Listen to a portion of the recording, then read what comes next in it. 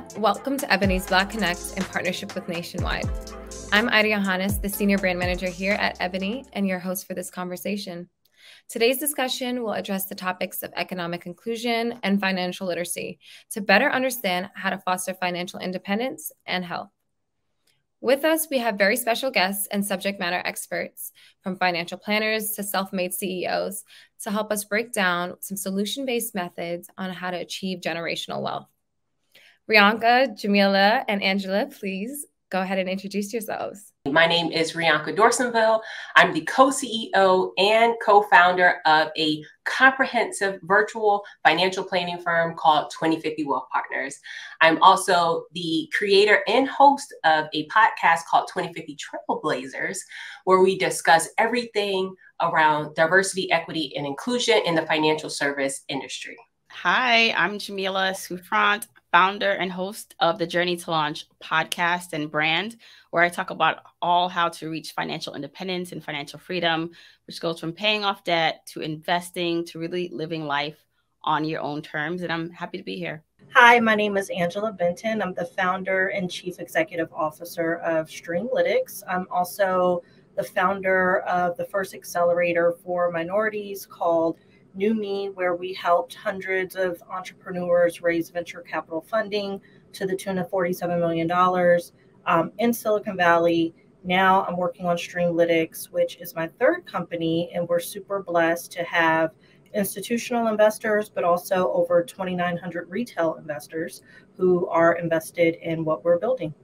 What was it about, like, your personal journey that made you want to help other women in business kind of achieve that path of finding funding and independence? I think if you are someone who helps someone else, that's just kind of embedded in you and like who you are. You kind of either are or you're not.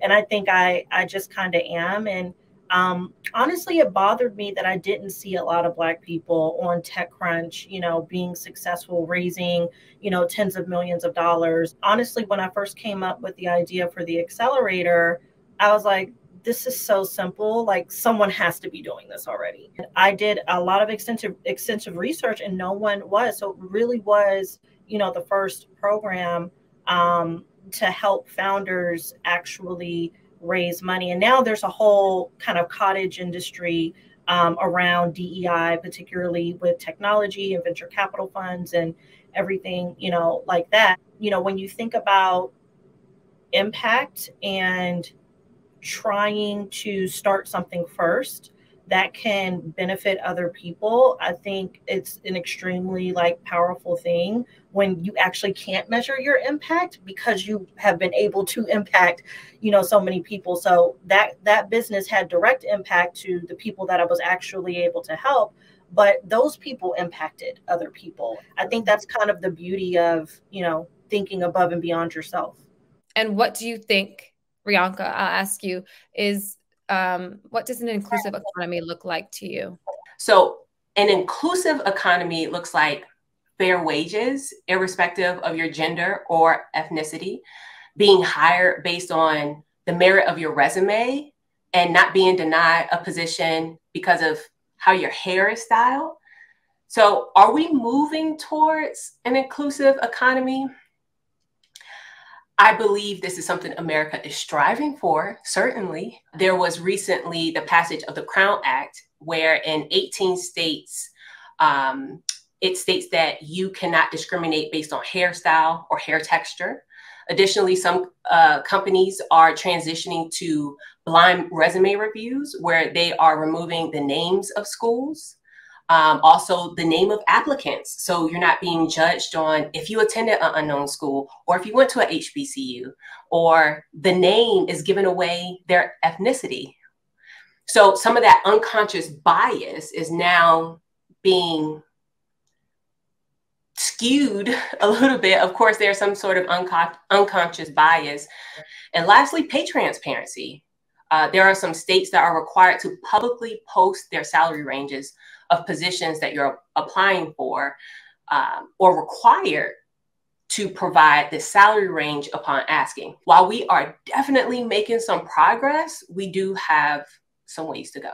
who should we be kind of holding accountable to help us move towards an inclusive economy, inclusive workplace, in your opinion? To look for allyship, it comes in all places. And so that usually starts within family, and family, which then, starts to sprinkle out to whether that's immediate and then extended to our neighborhood family, to then, our local communities, and then onward, like it ripples out. So this is a great self-reflective question, and it is subjective to each individual person. So instead of giving actual figures, some criteria you want to look at to determine if you are financially healthy and in a financially healthy position is, do you feel comfortable in your finances, right? This would look like understanding what your day-to-day expenses are, knowing your monthly income and your monthly expenses. Bills are getting paid on time without stress, right?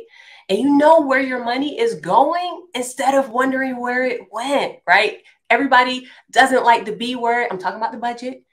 And a budget will definitely help you know where your money is going instead of wondering where it went. Jamila and Angela, now that you guys have launched businesses before, you've helped other people launch their businesses. How do they go from being financially healthy as an independent person to ready to invest and potentially self-fund or back their own business?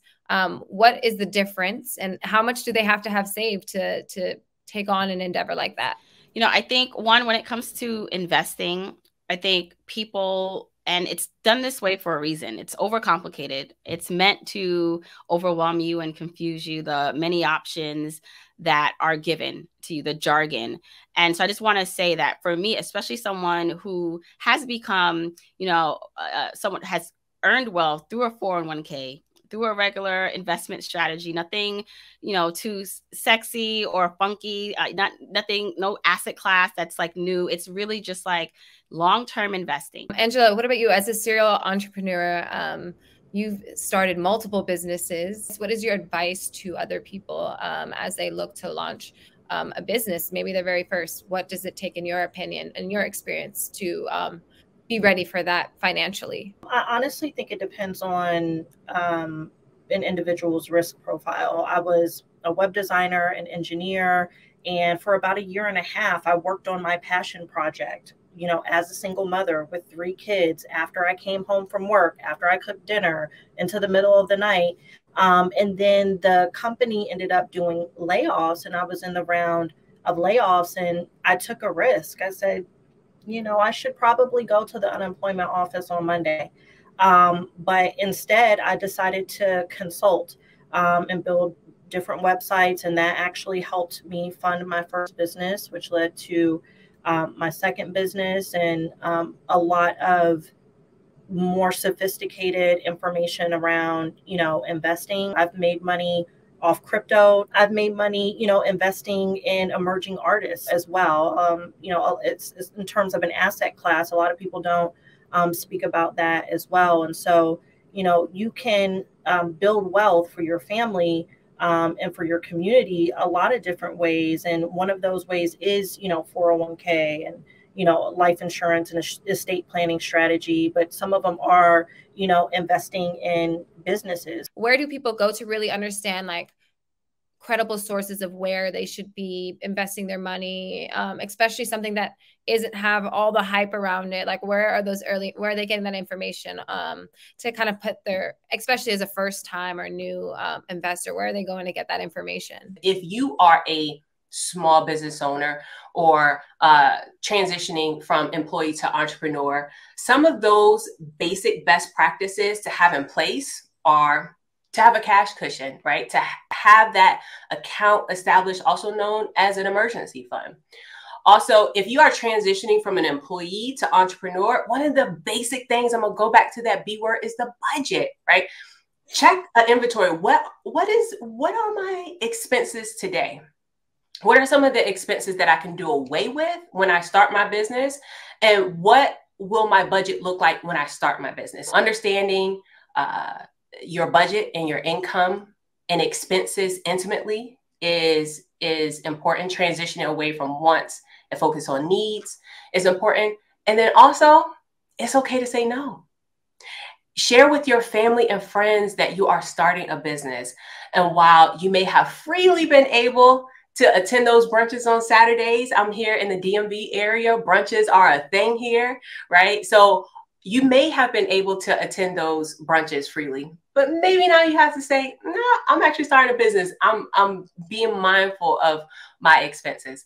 Also, allow family members, if you have allowed family members in the past to borrow money, you might have to put a halt on that for a few, right? You are putting yourself first and making sure you have a stable financial household. And I'll leave with continue to educate yourself, be a forever student and a sponge.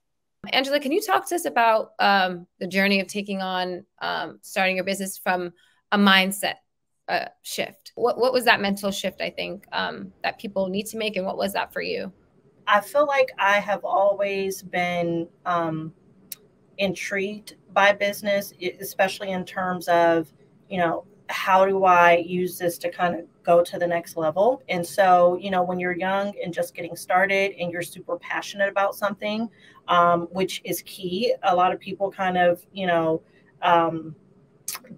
don't focus as much on the passion. The passion for sure is critical and crucial because it's going to help you really push through when things are really hard. So that's step one. I think when you're younger, you kind of get a lot of energy from being the smartest person in the room. When you're older, you do not. You actually want people to be smarter than you.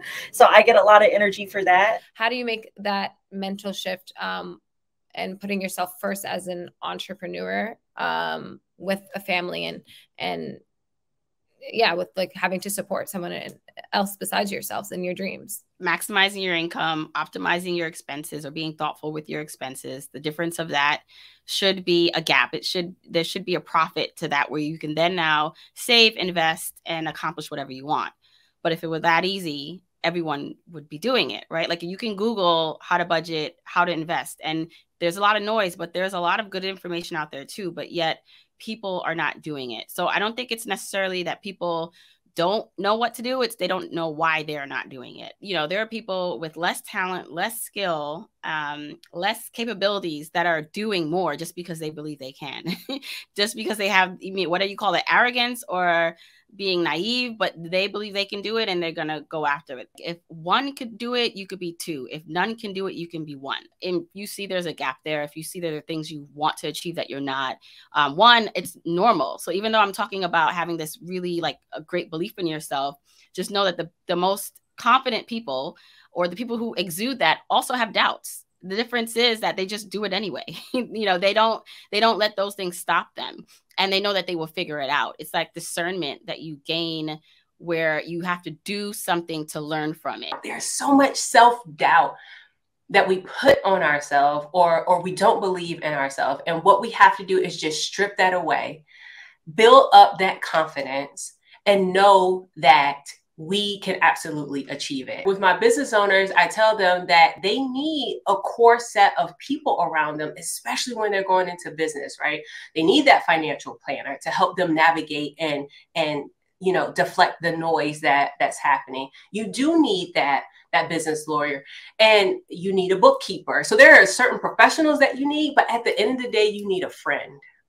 You need a friend that is going to be there, listen to you when you are having those self-doubts moments. And sometimes when you're so close to the product, when you're so close to the service, you're so close to the message, you make it small, right? And so it's just like, oh, nobody needs this. Nobody wants to hear this.